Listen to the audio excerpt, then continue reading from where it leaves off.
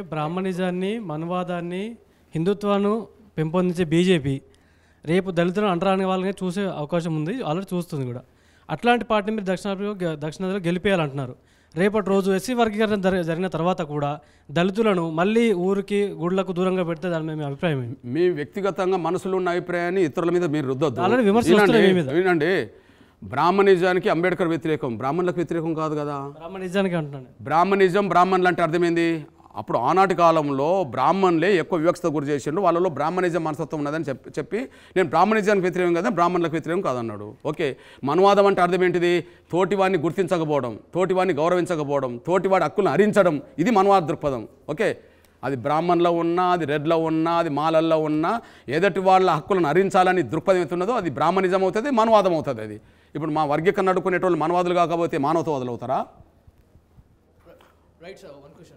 నేను స్టూడెంట్గా ఉన్నప్పటి చూస్తా ఉన్నా, అంటే మేము పోటీ పరీక్షలు రాసిన అంటే బీసీలు వీళ్ళు రాస్తేనేమో మాకు 65-70 అలా అబోవ్ మార్క్స్ రావాలి. అదే ఎస్సీ ఎస్టీ క్యాండిడేట్కి అయితే 28 మార్క్స్ 30 మార్క్స్కే వాడికి సీట్ వచ్చేస్తుంది ఈజీగా.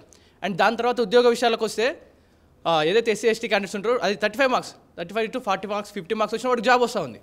అదే బీసీలు పై ఉన్న ఓసీలు కానీ అది అగ్రకాస్ట్ వాళ్ళు అయితే వాడికి 90 వాడికి రావట్లేదు జాబు. సో ఈ జనరేషన్ వరకు కూడా మీకు ఎస్సీ ఎస్టీలకు ఇంత రిజర్వేషన్ ఇన్ని హక్కులు కల్పిస్తూ ఉన్నా మీరు ఇందులో కూడా మాదిగలకు ఇంకా మాకు స్పెషల్ స్టేటస్ కావాలంటే ఉద్యమం చేస్తున్నారు. సో బీసీలు దాని తర్వాత అగ్రకులాలు ఏమైపోవాలి సార్? ఈడబ్ల్యూఎస్ రిజర్వేషన్ వచ్చిన తర్వాత మీకు అవగాహన లేనట్టున్నది. ఎస్సీ ఎస్టీలు బీసీలు తెచ్చుకున్న మార్కుల కంటే అతి తక్కువ మార్కులతో ఈడబ్ల్యూఎస్లు అవకాశాలు పొందుతున్నారు. దాన్ని ఏమంటావు? ఎస్సీ ఎస్టీ బీసీ పిల్లల మార్క్స్ కంటే ఉన్నత వర్గాలకు సంబంధించిన పిల్లల మార్క్స్ ఈడబ్ల్యూఎస్ రిజర్వేషన్లు వచ్చినాక చాలా తక్కువ వచ్చినా కూడా వాళ్ళ అవకాశాలు పొందుతున్నారు. రాష్ట్రంలో చర్చ జరుగుతున్నది ఏంటిది? అదే, దాని మీద మీరు అవగాహన పెంచుకోవాలా. రైట్. ఇక్కడ మందకృష్ణ మాదిగ గారు 30 ఏళ్ళు నిర్విరామంగా పోరాటం చేశారు, ఎంతోమంది మంత్రులను చేశారు. మొన్న మధ్య మీరు 2 సందర్భాల్లో కన్నీళ్ళు పెట్టుకుంటున్నారు. ఏంది, అలసిపోయారనా, లేకపోతే ఏమన్నా ఇంకా ఆవేదన ఉందా, లేకపోతే ఇంకా ఇంత చేసినా ఏం జరగట్లేదన్న కన్నీళ్ళు పెట్టుకుంటున్నారా? 2 సందర్భాల్లో ప్రధాని మోదీ పక్కన ఎక్కి ఏడ్చారు, మొన్న మధ్య కూడా కన్నీళ్ళు పెట్టుకున్నారు. ఏం జరుగుతుంది? మేము ఇప్పుడు బ్రదర్, మనం మనుషులం బ్రదర్ కదా. ఎంత నిబద్ధత, ఎంత కమిట్మెంట్, ఎంత ధైర్యం ఉన్నా ఆయా సందర్భాల్లో ఎదురయ్యే ఇబ్బందులను దృష్టి పెట్టుకున్నప్పుడు భావోద్వేగానికి గురి కావడం సహజమే కదా. మేము ధర్మ పోరాటం చేస్తున్నాం. దీనికి నా అంశం లేవనెత్తంగా మీరు ఆ భావోద్వేగంతో మాట్లాడుతున్నారు. కొంచెం ఈ అంశం లేవనెత్తంగానే భావోద్వేగంతో మాట్లాడుతున్నారు, కళ్ళలో నీళ్ళు తిరుగుతున్నాయి. ఒక విషయం ఏంటంటే 1 సంవత్సరమో 2 సంవత్సరమో అనుకుంటే వేరు బ్రదర్. ఒక అంశం కోసం 30 ఏళ్ళు నిలబడ్డాం. ఈ భారతదేశంలో ఒక సోషల్ మూమెంట్, ఈ భారతదేశంలో ఒక సోషల్ మూమెంట్ ఎక్కడన్నా 30 ఏళ్ళు నిలబడి అడ్డంకులన్నీ ఛేదిస్తూ ఈ దశకు వచ్చిన మూమెంట్ పేరు చెప్పండి బ్రదర్. కేవలం ఎంఆర్పిఎస్ మాత్రమే. ఇట్లాంటి సవాళ్ళు ఎదురవుతున్నప్పుడు ఒక జాతి, పేద జాతి, అత్యంత వెనుకబడ్డ జాతి కదా, వాళ్ళతో పోల్చుకుంటే మేము చాలా వెనుకబడిపోయినాం. వాళ్ళు అన్ని రంగాలను శాసించే స్థాయిలో ఉన్నారు. నేను చెప్పాను కదా, ఇప్పుడు మీడియా మీరు పిలిస్తే నేను రావాలి, కానీ వాళ్ళకే మీడియా ఉన్నదిగా, వాళ్ళకి ఎలక్ట్రానిక్ ప్రింట్ మీడియా, వాళ్ళు ఏం చెప్పదలుచుకుంటే వాళ్ళతో చెప్పించుకుంటున్నారు కదా. నన్ను ఎప్పుడు పిలవలేదు కదా, అంటే ప్రభావం ఉన్నట్టయినా లేదా. ఓకే, వాళ్ళు చట్టసభలోనే 3 ఉన్నారు కదా, మాలాంటి వాళ్ళు ఎవరేం లేను కదా. పోనీ వాళ్ళు లక్షల కోట్ల రూపాయలు పెట్టి వాళ్ళు ఏదైనా చేయగలుగుతారు, మాకు ఆ శక్తి లేదు కదా బ్రదర్. అట్లాంటప్పుడు ఒక బలహీనమైన జాతి 30 ఏళ్ళుగా పోరాటం చేస్తున్న క్రమంలో వచ్చే అడ్డంకులు కల్పించేటోళ్ళు బాగా ఎదురైనప్పుడు కొద్ది భావోద్వేగానికి గురి కావడం సహజం కదా బ్రదర్. అయినా లక్ష్యం గొప్పది కాబట్టి మేము ఆత్మస్థైర్యం కోల్పోకుండా ఉద్యమం చేస్తున్నాం. కన్నీళ్ళు రావడం వేరు, ఆత్మస్థైర్యం కోల్పోవడం వేరు. మేము ఎప్పుడు ఆత్మస్థైర్యం కోల్పోలేదు. ఆయా సందర్భంలో బాధ అనిపించినప్పుడు కళ్ళ నీళ్ళు వస్తాయి, సహజం కదా. మందకృష్ణ గారు, ఇప్పుడు గంటా చక్రపాణి లాంటి వాళ్ళు కొంతమంది వర్గీకరణకు అనుకూలంగా మాట్లాడుతున్నారు. మీరు మొత్తంగా మాల మేధావులు కావచ్చు, నాయకులతో కూర్చొని మాట్లాడి వాళ్ళని కన్విన్స్ చేసే ప్రయత్నం ఏమైనా చేస్తున్నారా? చేసే అవకాశం ఏమైనా ఉందా? ఆ బాధ్యత మీరే తీసుకోండి. మీరు తీసుకొని మధ్యవర్తులకు ఉంటే మేము కూర్చుంటాం, నో ప్రాబ్లం. ఆ పాత్ర మీరు తీసుకోండి, మీరు మధ్యవర్తులు ఉంటే మేము కూర్చుంటాం. మీరు ఇన్ని రకాల వేదికలబద్ధంగా మాట్లాడుతున్నారు. ఎందుకంటే వాళ్ళతో మాట్లాడే అవకాశం ఒకసారి జరిగింది, వాళ్ళు ఒప్పుకోలే. ఇప్పుడు మళ్ళీ మీరు కూర్చోమంటారు, మీరు కూర్చొని పెడితే ఒప్పుకుంటాం. కారణం ఏంటి చెప్పండి, 99లో అప్పుడు మాల మహానాడుకు పివి రావు గారు నాయకత్వం వేస్తుండ్రు. ఫస్ట్ మీకు తెలిసే ఉంటుంది పివి రావు గారు. ఓకే, ఎస్సీ వర్గీకరణ సమస్య రాష్ట్రపతి దగ్గరికి వెళ్ళింది. ఇది కరెక్టా కాదా అని చెప్పి రాష్ట్రపతి ఆమోదించక ముందే ఒక 2 నెలల ముందు మాల మహానాడు మాదిగ దండోర మధ్యలో చర్చలు జరిగినాయి. ఆ చర్చలు జరిపిన ఇల్లు వర్ధన్ అని ఒక మాల సోదరుడు స్వచ్ఛంద సంస్థ. దాంట్లో చర్చలో పాల్గొన్నది ఇప్పుడు జూపుడి ప్రభాకరరావు సాక్షి, చర్చలో ప్రధాన నాయకత్వం వహించింది మాలమానరు పివి రావు గారు, ఇటు నేను. దాని ఇంకొక సాక్షి మల్లు రవి. చర్చలో ఏమున్నది, మాలా మాదిగా దళితుల మధ్యలో అసమానతలు ఉన్నాయి, దీన్ని ఒప్పుకున్నాం. ఈ అసమానతల నిర్మూలన కోసం అంటే సమస్య పరిష్కారం కోసం ఈ అంశం రాష్ట్రపతి దగ్గరికి వెళ్ళింది. రాష్ట్రపతి దళితుడు కేఆర్ నారాయణ్, ఆయన ఏ నిర్ణయం తీసుకున్నా దాన్ని కట్టుబడి ఉంటామని సంతకాలు పెట్టాం. 2 నెలలకు ఎస్సీ వర్గీకరణ కరెక్ట్ అని చెప్పి రాష్ట్రపతి ఆమోదించాడు. మేము ఒప్పుకునే ప్రసక్తే లేదని చెప్పి వీళ్ళు కోర్టుకు వెళ్ళి రద్దు చేయించారు. ఎవరితో కూర్చోవాలి బ్రదర్? మల్లారావుని పిలిచి అడగండి. మల్లారావు గారి పేరు చెప్తున్నాం కదా బ్రదర్. ఇప్పుడు ఎస్సీ వర్గీకరణ సమర్థించేటోళ్ళు అయితే ఓపెన్గా వచ్చి మేము సమర్థిస్తున్నాం బేషరతుగా, మిగిలిన విషయాలు ఉంటే మాట్లాడదామని చెప్పండి. ముందు సూత్రబద్ధంగా నేను అంటున్నా, ఏం బ్రదర్ మాలలే ఎందుకు ఒప్పుకోవాలా? వాళ్ళు ఒప్పుకుంటేనే ఆగుతుందా? అగ్రకులాలు ఒప్పుకుంటేనే అందరు ఒప్పుకుంటేనే అయిందా? తెలంగాణ రాష్ట్రం ఏర్పడ్డది, ఆంధ్ర రాయలసీమలో అందరూ ఒప్పుకుంటే అయిందా? న్యాయం ఉన్న కాడ గెలుపు ఉంటుంది. కానీ మిమ్మల్ని వ్యతిరేకిస్తున్న వాళ్ళని ఒప్పించి తీసుకుంటే తప్పు లేదు కదా, ఇంకా వేగంగా జరిగే అవకాశం ఉంది. నేను ఒకసారి ఒప్పించినప్పుడే మేము మళ్ళీ నష్టపోయినాం కదా, సాక్ష్యం చెప్తాను కదా బ్రదర్. నేను అంటున్నాను వాళ్ళు ఎందుకు చొరవ తీసుకోవట్లేదు? అసలు మేము సమాజానికి మాదిగలను దగ్గర చేశాం, వాళ్ళు సమాజానికి మాలని దూరం చేస్తున్నారు. ఈ సోకాల్డ్ మేధావులు, ఈ మనవాద మేధావులు మీరు గమనించండి.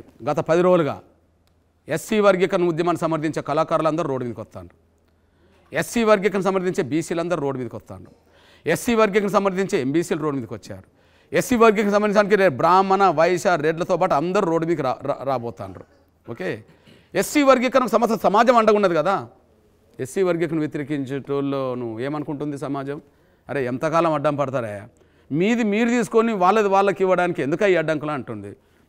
మాదిగ దండోరా ఉద్యమాల ద్వారా సమాజానికి దగ్గర అయింది. వర్గీకరణ లక్ష్యం కోసం పోవడం చేస్తే సమాజం మాదిగ దండోరకు మద్దతు ఇస్తున్నది కదా. ఇప్పుడు మాదిగలు సమాజంతో ఐక్యం కాగలుగుతున్నారు, మాదిగలకు మద్దతు సమాజం ఇస్తున్నది కదా. వర్గీకరణ వ్యతిరేకించే వాళ్ళకి ఎవరు ఇస్తలేరు అంటే సమాజం నుంచి మాలల్ని దూరం చేస్తున్నట్టు కదా. ఈ స్వార్థపరమైన మాలలకు సంబంధించిన లీడర్లు, మనువాదులు అనబడుతున్న కొంతమంది మేధావులు మాలల్ని సమాజానికి దూరం చేస్తున్నారు. మేము దగ్గర చేశాం, ఎంఆర్పిఎస్ ఉద్యమం చేసి ఆరోగ్యశ్రీ పథకం తెచ్చి అన్ని కులాలకు పిల్లలకు ఆరోగ్య భద్రత ఇచ్చాం, కాలు లేని చేతి లేని కళ్ళు లేని వికలాంగులకు పెన్షన్ పెంచినట్టు చేశాం, ముసలోళ్ళకు పెద్దలకు పెన్షన్ తీసుకొచ్చాం, భర్త లేని వాళ్ళకు పెన్షన్ తీసుకొచ్చాం, తెల్ల రేషన్ కార్డు బియ్యం కోట పెంచినట్టు చేశాం. ఓకే, అన్ని మహిళలకు ఎక్కడన్నా అన్యాయం చేస్తే వాళ్ళ పక్షాన పోరాటం చేశాం. మేము మాదిగలుగా వర్గీకరణ కోసం యుద్ధం చేస్తే సమాజం మద్దతు ఉన్నది, తిరిగి సమాజానికి మేము మేలు చేసాం. వాళ్ళు మాలల్ని సమాజానికి దూరం చేస్తుండ్రు, ఒంటరి వాళ్ళని చేస్తుండ్రు. వాళ్ళు మందకృష్ణ గారు అనేక ఉద్యమాలు వచ్చినాయి, మీరు చూస్తున్న టైంలో కానీ మీకన్నా ముందు కానీ ఇక్కడ ఉద్యమాలు అనేది ఇక్కడే ఆగిపోవు, ఇంకా కొనసాగుతుంటాయి. ఇక్కడ ఈ ఉద్యమాల సందర్భంగా కొంతమంది నాయకులుగా ఎదిగి రాజకీయ పార్టీ అయినా పెట్టాలి, ఒక రాజకీయ పార్టీకి కొంత దగ్గరగా వెళ్ళిపోయి కొన్ని పదవులను అనుభవించాలి. అటువంటి ఆలోచన మీకు ఏదైనా ఉందా? లేదు అనుకుంటే కేవలం నేను ఈ వర్గీకరణ కోసం ఆపేస్తాను, ఎప్పటికైనా కూడా వర్గీకరణ కోసం ఉంటాను, రాజకీయంగా వెళ్ళని ఒక మాట ఏమైనా కరాకండి చెప్పగలుగుతారా? అదేం బ్రదర్, నాకు కండువ మారదు అంతే, కానీ ప్రశ్నించే ఆలోచన నాకు ఎప్పుడు ఉంటుంది. నా కండువ మారదు, నేను ఏ పార్టీ ఈ కండువతోనే ఏదైనా రాజకీయ పార్టీలోకి వెళ్ళడం కానీ నేను ఏ పార్టీలో చేరను, ఇది గ్యారంటీ. 30 ఏళ్ల క్రితం నా కండువ నల్ల కండువే, 30 ఏళ్ల తర్వాత నల్ల కండువే, నా జీవితం మొత్తం నల్ల కండువే. పదవుల కోసం మీ ఆకాంక్ష లేదంటారా? పదవుల కోసం స్వతంత్రంగా నా వాయిస్ వినిపించే స్వేచ్ఛ లేని కాడ నాకు పదవులు అవసరం లేదు. నేను ఏదన్నా పార్టీలో చేరి పదవులు తీసుకున్నాను అనుకో, ఆ పార్టీ అధిష్టానానికి నేను కట్టుబడి ఉండాలి. నేను స్వేచ్ఛగా స్వతంత్రంగా పేద వర్గాల కోసం మాట్లాడే అవకాశం నేను కోల్పోవాలి. అదే అడుగుతున్నా సూటిగా, పదవి మీకు అక్కర్లేదా? ఏదైనా వస్తానో మీకు వద్దని చెప్తారా? ప్రశ్నించే స్వతంత్రంగా ఉండే అవకాశం ఏదొచ్చినా నాకు సంతోషమే. పదవితో ప్రశ్నిస్తారా? అయితే ఆ పదవితో ప్రశ్నిస్తారా? అది సాధ్యమైంది. డాక్టర్ బాబాసాహెబ్ అంబేద్కర్ కూడా చట్టసభలకు వెళ్ళాడు, ఆయన ప్రశ్నించకుండానే మౌనంగా ఉన్నాడా? తర్వాత పదవి వద్దనుకొని బయటకు వచ్చేసింది కదా ఆయన. ప్రశ్నించేటువంటి హక్కు లేదు అక్కడ, ప్రశ్నించేటువంటి స్కోప్ లేదని చెప్పి బయటకు వచ్చేసి ఒక అంశం మీద ఆయన బయటకు వచ్చేసాడు, కానీ మాట్లాడడానికి వెళ్ళాడు. స్టేట్ క్వశ్చన్ ఒకటి, ఎస్ఆర్నో పదవి మందకృష్ణకి అవసరమా లేదా? ఒక రాజకీయ పార్టీకి సంబంధించి ఆయన వెళ్ళిపోయి ఓ పదవి తీసుకుంటారా లేదా? ఏ పార్టీలో చేరే అవకాశం లేదు, ఏ పార్టీలో చేరేది లేదు. పదవి కావాలన్నా వద్దా? స్వతంత్రంగా ఉండి ప్రజలందరూ ఆమోదం ఉంటే చట్టసభలకు వెళ్ళినప్పుడు ఈ దేశంలో ఎవరు చేయలేనన్ని సమస్యల పరిష్కారం కోసం నా వంతు నేను మాట్లాడడానికి ప్రయత్నం చేస్తా, పట్టణం వినిపిస్తా.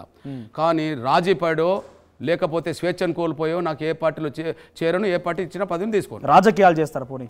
100% చేస్తాను. ఇప్పటివరకు రాజకీయాలు కాదు ఉద్యమాలు అన్నారు, ఇప్పుడు ఏమి రాజకీయాలు చేస్తారా? ఎందుకు చేయదు? అంటే మీరు ప్రజల కోసమే పోరాడుతున్నాను అని చెప్తున్నారు కాబట్టి పురోగమనం అనేది రాజకీయాలు ఆధారపడ్డప్పుడు రాజకీయాలకు దూరంగా ఎందుకుంటాం బ్రదర్ మేము? అయితే మేము స్వేచ్ఛను కోల్పోం, ఏ రాజకీయ పట్ల చేరి మా స్వేచ్ఛను కోల్పోయాం, మాట్లాడే హక్కును కోల్పోం, ఇది గ్యారంటీ. కానీ స్వేచ్ఛగా స్వతంత్రంగా ప్రజల ఆమోదం ఉన్నప్పుడు చట్టసభలకు వెళ్ళినాం అనుకో, ఓకే. నాకు తెలిసి ఈ దేశంలో ప్రజల సమస్యల మీద ఎవరు గొంతెత్తానంత నేను గొంతెత్తుతా. ఎప్పుడు ఎత్తుతా? నేను స్వేచ్ఛగా స్వతంత్రంగా ఉన్నప్పుడు గొంతెత్తుతా. స్వేచ్ఛ లేని కాడికి నేను వెళ్ళను, స్వతంత్రం లేని కాడికి వెళ్ళను, ఎవరు ఇచ్చినా నేను తీసుకోను. చివరిగా ఒక అంశం, ఇక ఎస్సీ వర్గీకరణ కోసం మందకృష్ణ లాంటి ఒక వ్యక్తి 30 ఏళ్ళుగా పోరాడుతున్నారు. తర్వాత ఇంకా ఉద్యమాలు, తెలంగాణ ఉద్యమం కోసం కొంతమంది పోరాటం నడుస్తూనే ఉన్నది. కానీ పాపం బీసీలకు సంబంధించి ఎన్నో ఉద్యమాలు నడుస్తున్నాయి, కానీ డైవర్సిఫై నడుస్తుంది, 4 దిక్కులుగా నడుస్తూ ఉన్నాయి. ఒక చౌరస్తా అనేది లేదు అక్కడ మెయిన్ కాన్ఫైడ్గా చూస్తే. ఈ మధ్య కాలంలో కవిత బీసీ ఉద్యమాన్ని పెద్ద ఎత్తున లేవనెత్తున్నా అని చెప్పి బయటకు వచ్చి ఆవిడ ఆ ఉద్యమాల గురించి మాట్లాడుతున్నది. ఆ ఉద్యమాల గురించి మీ అభిప్రాయం ఏంటిది? ఇప్పుడు అంతకుముందు బీసీ సంక్షేమ సంఘం అంటేనే ఒక ఆర్ కృష్ణ అన్న కనిపించేవాడు. కానీ తర్వాత నూతన తరం బాగా లీడర్షిప్ ఎదుగుతుంది బీసీల్లో. బీసీల అంశం మీద ప్రతి ఒక్కరు ఇవాళ మాట్లాడడం బాగా జరుగుతుంది. డైవర్సిఫై అవుతుంది అనేది లేదు, అట్లా కాబాకండి, అందరినీ మనం అట్లా చేయొద్దు. ఎవరి శక్తి మేరకు బీసీ వాదన వాళ్ళు వినిపిస్తుండ్రు, ఓకే. ఇప్పుడు కవిత లాంటి వాళ్ళు చేయాల్సింది ఏంటంటే, ఆమెకు నిజంగా బీసీల మీద ప్రేమ, అభిమానం, వాళ్ళకు రావాల్సిన వాటి సాధించుకోవాలంటే బీసీ సంఘాలు, బీసీకి సంబంధించిన నాయకత్వం ఏదైనా కార్యక్రమాలు తీసుకుంటే మోరల్ సపోర్ట్ ఇవ్వడానికి ఆమె వెళితే బాగుండేది, ఓకే. నేనే చేస్తామని ఎప్పుడైతే ముందుకు వచ్చిందో, కనీసం మీరు అంతకుముందు ఉన్నప్పుడు ఇది చేయలేకపోయారు కదా, మీ తండ్రి ఉన్నప్పుడు ఇది మాకు చేయలేకపోయారు కదా, వాళ్ళు మీరు మా తరఫున మాట్లాడేది అనే పద్ధతిలో కొంత విమర్శ ఎదుర్కొనే పరిస్థితి. ఆమె మద్దతు ఇవ్వచ్చు కదా, క్రియాశీలంగా జరుగుతున్న ఉద్యమాలకు మద్దతు ఇవ్వచ్చు కదా, ఒక ఆర్కెస్ట్రా పెట్టిన సభలో పోవచ్చు కదా, లేకపోతే శ్రీనివాస్ గౌడ్ పెట్టే సభలకు పోవచ్చు కదా, లేకపోతే మల్లయ్య మాట్లాడుతున్నాడు మల్లయ్య సమావేశాలకు వెళ్ళవచ్చు కదా. నేనేంటంటే ఇక నేనే అన్ని చేస్తా అని భుజాన్ని వేసుకుంటే ఎదిగిన లీడర్షిప్ చేస్తున్న కార్యక్రమాలకు దూరంగా ఉండి నేనే చేస్తామనేది కొద్దిగా ఎబ్బెట్టుగా ఉన్నదని సమాజం అనుకుంటారు. రాజకీయ పార్టీలు చేసే ఇలాంటి సామాజిక ఉద్యమాలు సక్సెస్ అవుతాయా? మీకు చాలా సుదీర్ఘమైన అనుభవం ఉంది కాబట్టి, రాజకీయ పార్టీలు చేసే సామాజిక ఉద్యమాలు,